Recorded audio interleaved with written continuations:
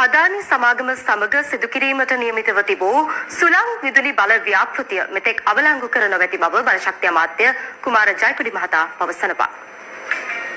බලශක්ති අමාත්‍යාංශයේ උපදේශක කාරක සභා රැස්වීම පැවැත්වුණේ බලශක්ති අමාත්‍ය කුමාර ජයකොඩි මහතාගේ ප්‍රධානත්වයෙන්. අදානි සමාගමේ විදුලි ව්‍යාපෘතියේ මිල ගණන් වැඩි බැවින් ඒ පිළිබඳ සමාලෝචනය කිරීමට කැබිනට් මණ්ඩලයට යොමු කළ බව අමාත්‍යවරයා එහිදී පෙන්වා දුන්නා. ඔහු පැවසුවේ එම අවස්ථාවේ ඉන්දිය අදානි මව් සමාගම එම ව්‍යාපෘතියෙන් නිවත් වන බව ශ්‍රී ලංකා ආයෝජන මණ්ඩලයට ලිපියකින් දැනුම් දී ඇති බවයි. ඒ අනුව ආයෝජන මණ්ඩලය ඒ පිළිබඳව අමාත්‍යාංශය දැනුවත් කර තිබෙනවා. අමාත්‍යවරයා පෙන්වා දෙන්නේ සුළං විදුලි ව්‍යාපෘතිය සම්බන්ධයෙන් රජය සාකච්ඡා කළේ අදානි සමාගමේ ලංකාවේ පිහිටි නියෝජිත ආයතනය සමග බවයි. ඒ හේතුවෙන් මේ සම්බන්ධයෙන් සලකා බලන ලෙස එම ආයතනය දැනුවත් කර ඇති බව පැවසූ අමාත්‍යවරයා එම ලිපියට දෙසතියක් ඇතුළත පිළිතුරු අපේක්ෂා කරන බවද පැවසුවා. සති දෙකක් ඇතුළත ඍණාත්මක පිළිතුරක් ලැබුණහොත් පමණක් විකල්පයකට යොමු වීමට සිදුවන බව බලශක්ති අමාත්‍ය කුමාර ජයකොඩි මහතා සඳහන් කළා.